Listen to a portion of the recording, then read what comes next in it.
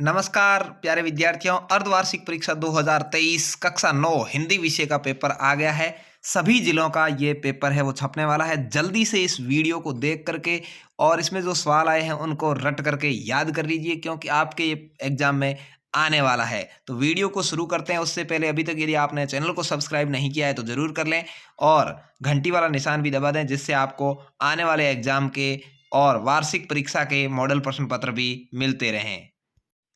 यहाँ पर आप देख रहे हैं अर्धवार्षिक परीक्षा 2023-24 कक्षा 9th का ये पेपर है विषय हिंदी का, जिसमें 70 नंबर का आपके पूर्णांक रहेगा। 3.25 घंटे का समय रहने वाला है। देखिए यहाँ पर निम्न वस्तुनिष्ठ प्रश्नों के उत्तर कोष्ठक में दीजिए। झुरी काशी के दोनों बैलों के नाम क्या थे? तो आपको पता होगा हीरा और मोती थे।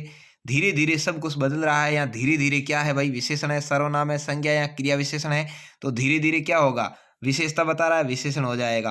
कनक कनकते 100 गुनी में कौन सा अलंकार है? तो यमक अलंकार हो जाएगा, क्योंकि शब्दों की पुनरावृत्ति हो रही है। प्रेमचंद के फटे जूते पाठ के लेखक का नाम क्या है? वो आपको ढूंढ करके लिखना है। वह जमीन जो बोई जाती न जाती हो कहलाती है। वह जमीन जो बोई जोती न जाती हो कहलाती है, वो क्या कहलाती है भाई? जो परती जमीन कहलाती है या अड़ाव कहलाती है, जो भी है परती जमीन कहलाती है। बी यहाँ पर राइट आंसर होगा। निम्न स्थानों की पूर्ति कीजिए। कबीर का जन्म कब हुआ था? तो 1362 ईस्वी में हुआ, 1369 ईस्वी में हुआ था। ठीक है। ललचंद की काव्य शैली को क्या कहा जाता है? वो आपको लिखना है। रस खान का मूल नाम क्या था?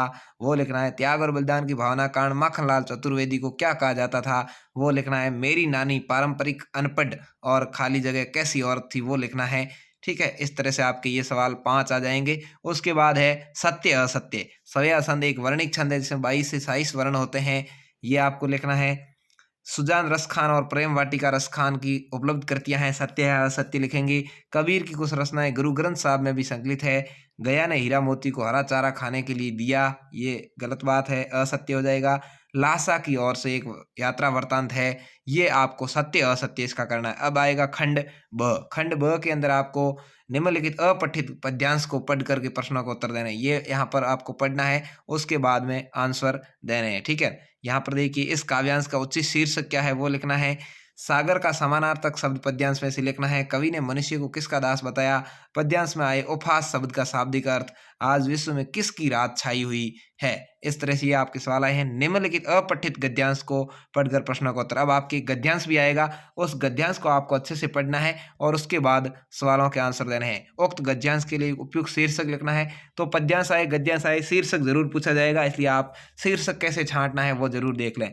साहित्य किसे कहते हैं? सामाजिक सभ्यता और असभ्यता का निर्णय कौन है? साहित्य की तुलना आईने से क्यों की गई है?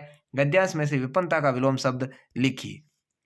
अगला है निम्नलिखित विषयों में से किसी एक पर 300 शब्दों में आपको निबंध लिखना है। महिला शिक्षा की ओर देश के बढ़ते कदम, या बेटी बचाओ बेटी पढ़ाओ, या भारत में सांप्रदायिक सद्भाव, या योगासन स्वास्थ्य की कुंजी। चारों में से किसी एक टॉपिक पर आपको लगभग 2 पेज में निबंध लिखना है। 5 नंबर का सवाल आपके आ जाएगा। 7वां सवाल आया है। अपने छोटे भाई को पशु पक्षियों के प्रति अच्छा व्यवहार करने के लिए सीख देते हुए एक पत्र लिखना है। अथवा मैं स्वयं को राज्यपाल मानकर अपने विद्यालय के प्रधानाचार्य को शुल्क मुक्ति हेतु प्रार्थना पत्र लिखना है। तो ये आपके ठीक रहेगा, क्योंकि प्रार्थना पत्र अच्छे से आपको याद होगा, तो इसको लिख दीजिएगा। अगला है खंड स। खंड स के अंदर व्याकरण के सवाल पूछे हैं। प्रत्येक की परिभाषा और उदाहरण। निम्न शब्दों की 3-3 पर्यायवाची शब्द लिखने हैं। सूर्य के जैसे भानु है, रवि है आदि। पेड़ के वृक्ष है, शाखा है, इस तरह से। निम्न शब्दों के विलोम शब्द लिखने हैं। अनुकूल का हो जाएगा प्रतिकूल, और विद्वान का क्या हो जाएगा लिखना है। ठीक है। विद्वान का हो जाएगा मूर्ख। इस तरह से आपको लिखना है। निम्न उपसर्गों से 2-2 शब्द बनाने हैं। अनु और वी उपसर्ग से 2-2 शब्द, जैसे विजय, इस तरह से एक बन जाएगा। अनुपयोगी, इस तरह से एक-एक शब्द और आपको बनाना है। निम्न श्रुति सम भिन्नार्थक शब्दों के अर्थ लिखने हैं। अभिराम और अविराम। अविराम का अर्थ होता है लगातार, अभिराम का अर्थ होता है अलग है कुछ। ठीक है। तरणी तरणी, इन दोनों की भी अर्थ लिखना है। एक का तलवार, एक का नदी हो जाएगा। निम्नलिखित मुहावरों का अर्थ लिखिए। नाक में दम करना, 1 और 1 11 होना, इसका तो अर्थ हो जाएगा शक्तिशाली होना, और नाक में दम करना का मतलब तंग करना। क्रिया किसे कहते हैं? उसके भेद लिखो। ठीक है। तो किसी भी काम को करना या होना पाया जैसे क्रिया कहते हैं, उसके भेद है वो लिखने हैं। वाक्य की परिभाषा और उसके मुख्य प्रकार लिखने हैं। वाक्य कितने प्रकार के होते हैं और कौन कौन से वो लिखने। अब है खंड द। यहाँ पर आपका आएगा निम्नलिखित गद्यांश की सप्रसंग व्याख्या। इस गद्यांश को पढ़ना है। कौन से पाठ में से आया है, उसके लेखक का नाम और इसकी व्याख्या, इसका अर्थ क्या है। अथवा में भी आया है, आप कोई भी दोनों में से एक कर सकते हैं। तो इस तरह से आपके अगला सवाल आया है, निम्नलिखित पद्यांश की सप्रसंग व्याख्या। यहाँ पद्यांश भी आएगा, आपको इसका या इसका दोनों में से किसी एक का करना है। खंड य में है, महादेवी वर्मा का जीवन परिचय लिखना है अथवा हरिशंकर परसाई, दोनों में से किसी एक का लिखना है। कबीर ने ईश्वर प्राप्ति के लिए किन किन प्रचलित विश्वासों का खंडन किया, या कवित्री के अनुसार माझी कौन है, उसके सामने क्या परेशान है। अगला है, दो बैलों की कथा के आधार पर स्पष्ट कीजिए, स्वतंत्रता सहज नहीं मिली, उसके लिए संघर्ष करना पड़ता है, वो लिखनी है कथा, या जनता का लेखक किसे कहा गया और क्यों, इसके बारे में आपको लिखना है। विज्ञापन हमारे जीवन को किस प्रकार प्रभावित करता है, 21वां, या आज की उपभोक्तावादी संस्कृति हमारे दैनिक जीवन में किस प्रकार प्रभावित करती है। 22वां, जिसकी व्यंग्य मुस्कान लेखक के हौसले पस्त कर देती है, क्यों, प्रेमचंद के फटे जूते के आधार पर लिखना है, या किस घटना ने सालिम अली के जीवन की दिशा को बदल दिया, उन्हें पक्षी प्रेमी बना दिया, अथवा मैं दोनों में से कोई एक करना है। कवि ने गांव को हरता जन क्यों कहा है, या मेघों के आगमन पर गांव में क्या क्या गतिविधियां नजर आने लगी, कोई भी एक करना है। कैदी और कोकिला कविता में निहित संदेश को अपने शब्दों में लिखना है। निम्न मुहावरों का अर्थ लेकर वाक्य में प्रयोग करना, ईंट का जवाब पत्थर से देना या हौसला पस्त करना।